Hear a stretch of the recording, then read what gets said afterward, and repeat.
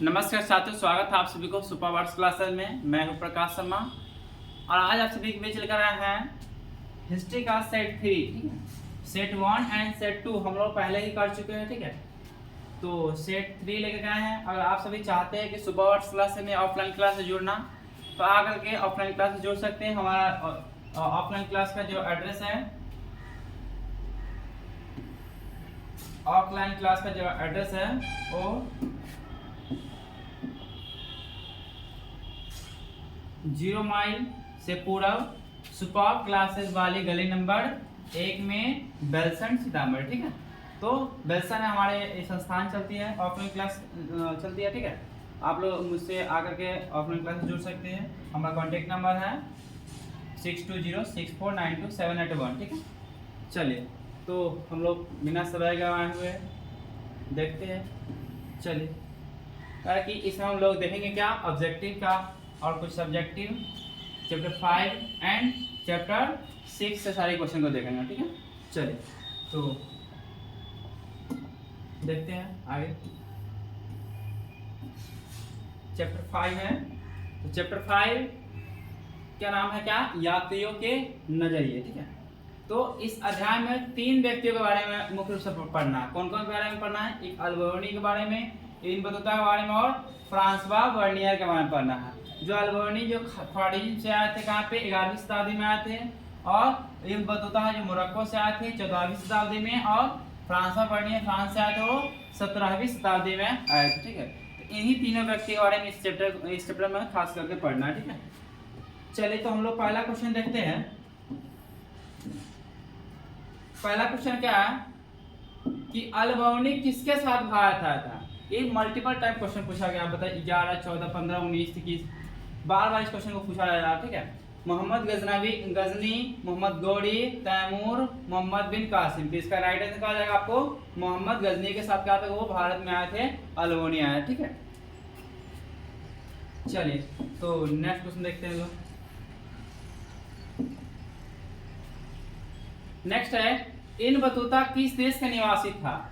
पुर्तगाल, Morocco, मिस्र, France. तो अभी जस्ट हम लोग देखे हैं कि इब्न बतूता किस देश का निवासी था, तो इसका राइट आंसर क्या आ जाएगा मोरक्को का था जो इब्न बतूता निवासी था। ठीक है, चलिए नेक्स्ट क्वेश्चन देखते हैं। इन बतूता ने अपनी यात्रा का विवरण किस भाषा में लिखा था? अरबी भाषा में, फारसी भाषा में, उर्दू भाषा में और अंग्रेजी भाषा में। तो इसका राइट आंसर क्या है आपको अपनी यात्रा का विवरण लिखा तो वो अरबी भाषा में लिखने का काम किया था। ठीक है, चलिए नेक्स्ट क्वेश्चन देखते हैं। अल्बर्नी किस भाषा का जानकार नहीं था? यूनानी भाषा, हिब्रू भाषा, सीरियाई भाषा, संस्कृत भाषा। तो उसके पास क्या चीज जानकारी नहीं था? तो यूनानी भाषा का नहीं था, बाद में ये सब क्या था, हिब्रू का भी था, सीरियाई भी था और संस्कृत भाषा के भी जानकार वो थे। ठीक है, चलिए नेक्स्ट क्वेश्चन देखते हैं हम लोग। ठीक है, नेक्स्ट क्वेश्चन है, गुप्त काल में कौन चीनी यात्री भारत आया था? इंस्टिंग, फाहियान, हेंसोंग, इनमें से कोई नहीं। तो इसका राइट आंसर आ जाएगा फाहियान जो आए थे वो गुप्त काल में भारत के आए थे। ठीक है, चलिए तो हम लोग नेक्स्ट क्वेश्चन देखते हैं। किताब उल हिंद क्या है? किताब उल हिंद की विशेषता क्या है? तो किताब उल हिंद अरबी भाषा में अल्बर्नी द्वारा लिखा गया का एक कृति है। इनमें क्या इसमें सरल और स्पष्ट भाषा में लिखा हुआ है। टोटल इसमें अध्याय की संख्या कितना है? तो टोटल 80 अध्याय है, और प्रत्येक अध्याय में किसी विशेष धर्म, त्योहार, खगोल विज्ञान, रीति रिवाज, प्रथा, मूर्तिकला इत्यादि के बारे में इसमें बताया गया है। क्लियर है? चलिए तो नेक्स्ट क्वेश्चन देखते हैं हम लोग।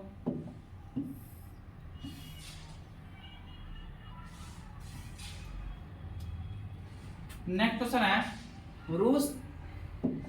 रूस में भारत विद्या का जनक किसे कहा था?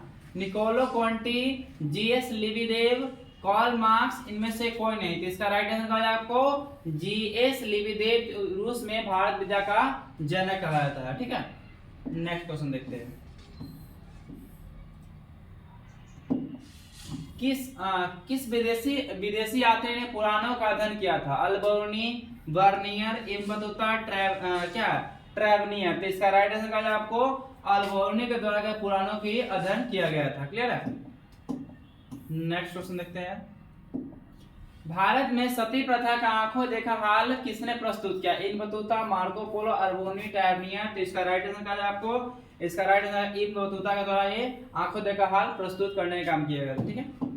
नेक्स्ट क्वेश्चन है, किताब उल रहला में किसका यात्रा वृत्तांत मिलता है? अल्बर्नी का, अब्दुल रज़ाक का, इब्न बतूता का और बर्नियर तक का। इसका राइट आंसर कहा जाए आपको वो इब्न बतूता का कि किताब उल रहला में इब्न बतूता के वृत्तांत के बारे में पता चलता है। क्लियर है। चलिए तो नेक्स्ट क्वेश्चन देख लेते हैं। नेक्स्ट क्वेश्चन है,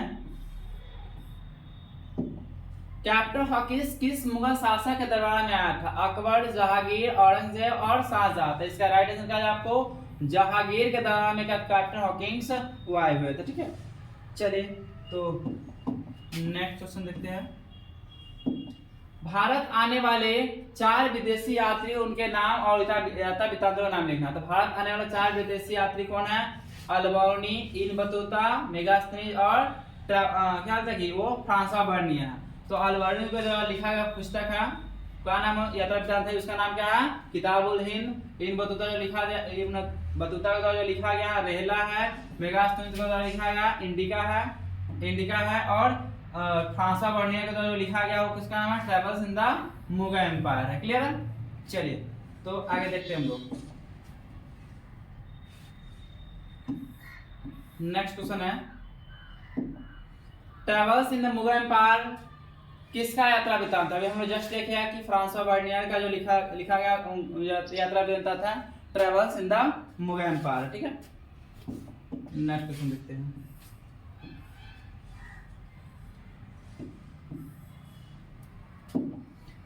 जीन बैप्टिस्ट टैवर्नियर किस देश से भारत आया था? मिस्र, अफ्रीका, इंग्लैंड और फ्रांस। इसका राइट आंसर कहा जाएगा फ्रांस से क्या वो भारत में चलकर आए थे। ठीक है। नेक्स्ट क्वेश्चन देखते हैं। फ्रांसवा बर्नियर किस शासक के शासन काल में भारत आया था? फ्रांसवा बर्नियर जब भारत आया था तो किसके शासन काल में आया था? अलाउद्दीन शाह, अकबर, जहांगीर, औरंगजेब। तो इसका राइट आंसर कहा जाएगा आपको, इसका राइट आंसर औरंगजेब के शासन काल में भारत आए थे फ्रांसवा बर्नियर। क्लियर है। चलिए तो नेक्स्ट क्वेश्चन है, घुमक्कड़ शास्त्र नामक पुस्तक के लेखक कौन है? तो घुमक्कड़ शास्त्र नामक पुस्तक के लेखक कौन है? राहुल संस्कृतयान। क्या है? राहुल संस्कृतयान है जो है वो घुमक्कड़ शास्त्र के लेखक है। क्लियर है। चलिए तो नेक्स्ट क्वेश्चन देख लेते हैं हम लोग। ठीक है। मध्ययुगीन यात्रियों का सरताज किस यात्री को कहा जाता है? तो इसका राइट आंसर क्या कहा जाएगा आपको? वो कहा था मार्को पोलो कहा था। मार्को पोलो को कहा था, यानी कि मध्ययुगीन उसके यात्रियों को सरताज का नाम से जाना है। ठीक है। चलिए नेक्स्ट क्वेश्चन देखते हैं हम लोग। बर्नियर ने सती प्रथा का वर्णन कैसे किया? तो बर्नियर ने प्रायः सभी यात्रियों की बर्नियर सहित सभी यात्रियों ने भारत में महिलाओं की स्थिति पर विशेष ध्यान दिया। सती प्रथा भारतीय समाज की एक ऐसी बुराई थी जो अन्य देशों में प्रचलित नहीं थी। बर्नियर बताता है कि भारत में कुछ महिलाएं प्रसन्नता से सती होती थी एवं कुछ महिलाओं को सती होने के लिए बाध्य किया जाता था। लाहौर में मैंने एक बहुत ही सुंदर अल्पवयस्क विधवा जिसकी आयु मेरे विचार से 12 वर्ष से अधिक नहीं थी बल्कि होते हुए देखी थी, यानी कि उसे भयानक नर की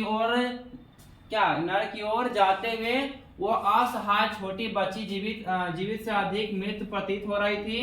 वह कांपते हुए बुरी तरह से रो रही थी, लेकिन ये 3 या 4 ब्राह्मण, एक बूढ़ी औरत जिसने उसे अपनी आस्तीन के नीचे दबाया हुआ था और साथ में उसको अनिश्चित पीड़ा को जबरन घातक स्थल की ओर ले गए और उसे लड़कियों पर बैठाया गया, उसके हाथ और पैर को बांध दिया गया और ताकि वह भाग न जाए और इस स्थिति में उस मासूमी प्राणी की जिंदा ही जला दिया गया। क्लियर। ये सती प्रथा बहुत ही दर्दनाक ये प्रथा था, इसको खत्म करने का काम किया था। ठीक है।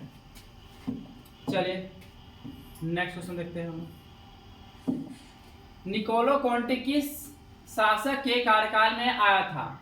देवराय प्रथम, देवराय द्वितीय, कृष्णदेव राय और अच्युत देव राय। तो इसका राइट आंसर क्या जाएगा आपको? तो इसका राइट आंसर हो जाएगा देवराय प्रथम के शासनकाल में कब निकोलो कंटी भारत में आया था। ठीक है। अफनासी निकेतन कौन था? अफनासी निकेतन राजदूत, यात्री, लेखक, व्यापारी। तो इसका राइट आंसर हो जाएगा अफनासी निकेतन एक व्यापारी था। ठीक है। नेक्स्ट क्वेश्चन है, यात्रियों का राजकुमार किसे कहा गया है? फायान, हैंसोंग, अल्बोनी और इब्न बतूता। तो इसका राइट आंसर कहा जाएगा आपको? वो हैंसोंग को कहा गया यात्रियों का राजकुमार कहा गया हुआ। ठीक है। नेक्स्ट क्वेश्चन देखते हैं लोग, हैंसोंग किस देश का यात्री था? तो हैंसोंग वो चाइना के यात्री था। कहाँ का था? वो चाइना का था। ठीक है। नेक्स्ट क्वेश्चन देख लेते हैं, इब्न बतूता कितने वर्षों तक भारत में रहा था? तो इब्न बतूता टोटल कितने वर्षों तक भारत में रहा? टोटल 14 वर्ष तक वो भारत में रहा था। ठीक है। नेक्स्ट क्वेश्चन देखते हैं, इब्न बतूता को किसने दिल्ली का काजी नियुक्त किया? सुल्तान मोहम्मद बिन तुगलक, बलबन अकबर। इसका राइट आंसर क्या जाएगा? मोहम्मद बिन तुगलक के दिल्ली का काजी नियुक्त करने का काम किए थे। ठीक है। चलिए तो नेक्स्ट क्वेश्चन हम लोग देख लेते हैं, फ्रांसिस बुकानन कौन थे? तो फ्रांसिस बुकानन एक स्कॉटिश चिकित्सक थे। वे 1794 से 1815 के बीच में भारत आए थे। उन्होंने बंगाल चिकित्सा सेवा में काम किया था और कुछ सालों तक भारतीय गवर्नर जनरल लॉर्ड वेलेस्ली के सर्जन में भी रहा है। और फ्रांसिस बुकानन ने कलकत्ता में एक चिड़ियाघर की स्थापना की थी। यह चिड़ियाघर कलकत्ता अलीपुर चिड़ियाघर के नाम से मशहूर हुआ था। ठीक है। चलिए तो हम लोग नेक्स्ट क्वेश्चन देखते हैं और नेक्स्ट चैप्टर से देखते हैं। ठीक है। तो हमारा अगला चैप्टर है, उसका नाम है भक्ति, सूफी और परंपरा है। ठीक है। चलिए तो इसका हम लोग पहला क्वेश्चन देखते हैं। पहला क्वेश्चन है, अलवार संत कौन थी? अलवार संत किसकी पूजा करते थे? शिव, लक्ष्मी, विष्णु, कार्तिकेय। तो इसका राइट आंसर आ जाएगा, जो अलवार संत थी वो किसकी पूजा करती थी? तो विष्णु की पूजा किया करते थे। ठीक है। चलिए नेक्स्ट क्वेश्चन देखते हैं हम लोग,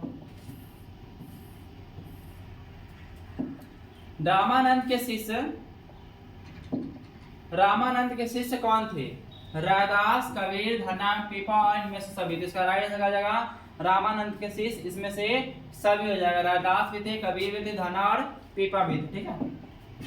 चलिए नेक्स्ट क्वेश्चन देख लेते हैं, ख्वाजा मोइनुद्दीन चिश्ती की दरगाह कहाँ पे स्थित है? दिल्ली, आगरा, अजमेर, जयपुर और अजमेर। इसका राइट आंसर क्या हो जाएगा? वो अजमेर में है। दिल्ली क्या ख्वाजा मोइनुद्दीन चिश्ती की दरगाह स्थित है। ठीक है। नेक्स्ट क्वेश्चन देखते हैं, गुरु नानक का जन्म कहाँ हुआ था? अमृतसर, चंडीगढ़, तलवंडी, लाहौर। तो इसका राइट आंसर क्या हो जाएगा आपको? वो तलवंडी में क्या होता है? गुरु नानक का जन्म हुआ था। ठीक है। नेक्स्ट क्वेश्चन देखते हैं, कबीर के उपदेशों का संग्रह किस ग्रंथ में मिलता है? गुरु ग्रंथ साहिबा, बीजक, गीत गोविंद, इनमें से कोई नहीं। तो इसका राइट आंसर क्या हो जाएगा आपको? वो बीजक में मिलता है, यानी कि कबीर के उपदेशों का बारे में पता चलता है। ठीक है।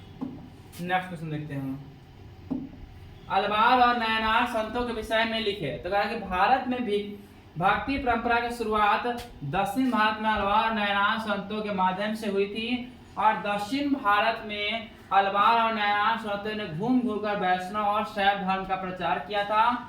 अलवार वैष्णव और नयनार शैव अनुयायी थे और दोनों ही संतों ने जात पात और अस्पृश्यता का विरोध कर समाज में सामंजस्य लाने का प्रयास किया। और अलवार संतों का कहना था कि विष्णु भगवान की कृपा से सभी जाति के भक्तों पर आती है, इसलिए ब्राह्मण होना जरूरी नहीं है। ठीक है। चलिए तो हम लोग अगले क्वेश्चन देख लेते हैं। अगला क्वेश्चन क्या है, निम्न में से कौन महिला संत थी? मीरा, अंडाल, कराइकल, इनमें से सभी। इसका राइट आंसर क्या हो जाएगा? यानी सभी कराइकल, मीरा और अंडाल सभी थे क्या है? महिला संत थी। ठीक है। चलिए नेक्स्ट क्वेश्चन देख लेते हैं, सूफी संत मोहिउद्दीन चिश्ती किसके साथ भारत आए थे? ऐबक, गजनी, मोहम्मद गौरी और इल्तुतमिश। तो इसका राइट आंसर कहा जाएगा वो मोहम्मद गौरी के संग भारत आया था। ठीक है,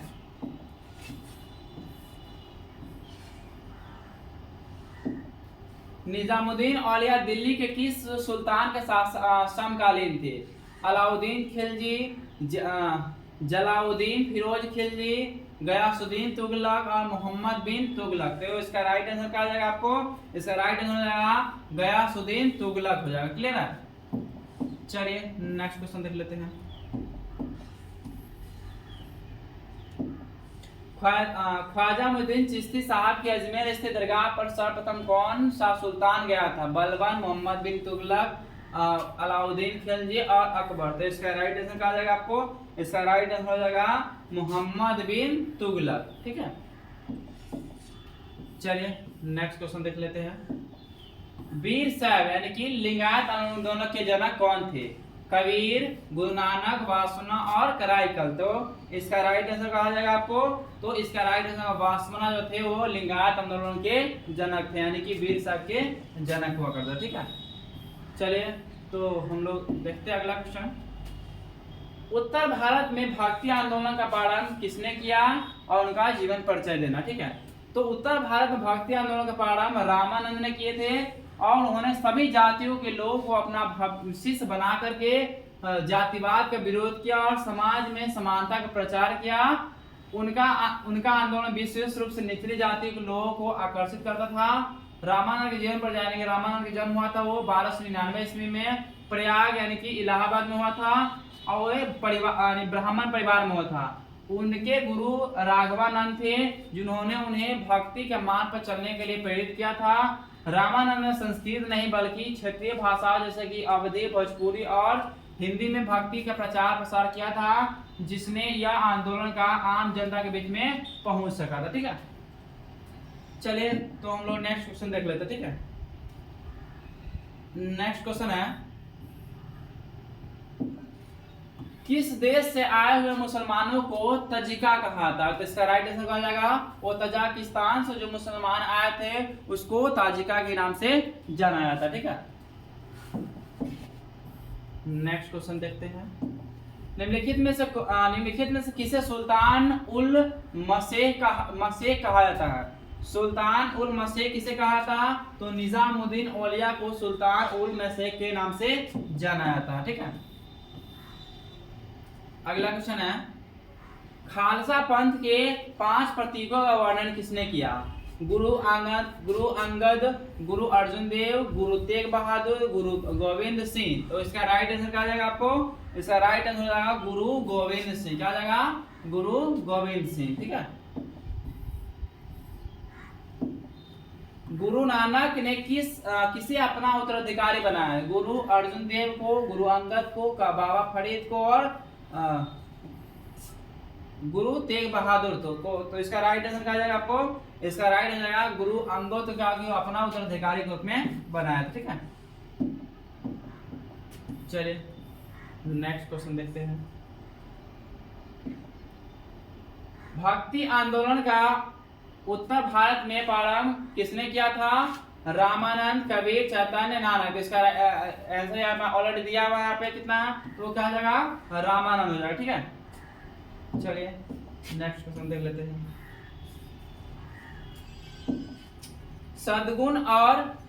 सगुण और निर्गुण भक्ति में क्या अंतर था? तो सगुण भक्ति का है कि इसमें लोग ईश्वर की मूर्ति या अवतार के रूप में पूजा करते हैं। ईश्वर का कोई रूप होता है जिसे भक्त देख सकते हैं और उसका उपासना करते हैं, जैसे में राम जी, कृष्णा जी आदि पूजा करते हैं। ठीक है, लेकिन निर्गुण भक्ति में क्या होता है? निर्गुण भक्ति में क्या होता है कि इसमें लोग निराकार और रूपहीन ईश्वर की पूजा करते हैं। ईश्वर का कोई रूप नहीं होता है और उसे देखा नहीं जा सकता, जैसे कि निर्गुण रूप में ईश्वर की पूजा जैसे कि गुरु नानक और कबीर की उपासना करना होता है। ठीक है, चलिए तो हम लोग आगे देखते हैं। अगला क्वेश्चन है खालसा पंथ की स्थापना किसने की थी? गुरु तेग बहादुर, गुरु नानक, गुरु गोविंद सिंह और बंदा बहादुर। तो इसका राइट आंसर कहा जाएगा आपको, इसका राइट आंसर होगा गुरु गोविंद सिंह हो जाएगा। क्लियर है? चलिए नेक्स्ट क्वेश्चन देख लेते हैं। बंगाल में भक्ति आंदोलन का प्रसार किस संत ने किया था? रामानंद, कबीर, चैतन्य, गुरु नानक। तो इसका राइट आंसर कहा जाएगा आपको, इसका राइट आंसर होगा वो चैतन्य के द्वारा किया गया था। ठीक है, चलिए नेक्स्ट देखते हैं। रामानंद के गुरु कौन थे? राघवानंद, सुखानंद, कबीर और आशनानंद। अभी जस्ट हम लोग क्वेश्चन में देखे थे कि इसका गुरु कौन थे, तो राघवानंद थे। ठीक है,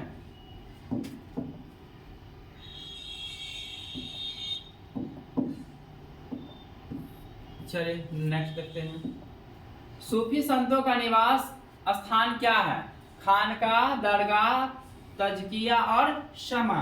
तो इसका राइट आंसर आपका आ जाएगा वो खानकाह। क्या? खानकाह होता है। ठीक है, चलिए नेक्स्ट क्वेश्चन देखते हैं।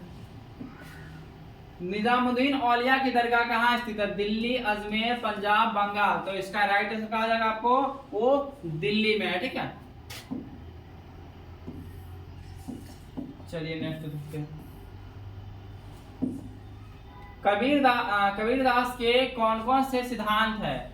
कबीरदास के निम्नलिखित सिद्धांत है: ईश्वर की एकता पर बल देना, निराकार ईश्वर की पूजा करना, मूर्ति पूजा का विरोध करना, जात पात पर भेदभाव न करना, कबीर कर्म सिद्धांत में विश्वास रखते हैं। ठीक है, तो यही मेरा आखिरी क्वेश्चन था और इसी प्रकार मेरा सेशन आज का समाप्त होता है।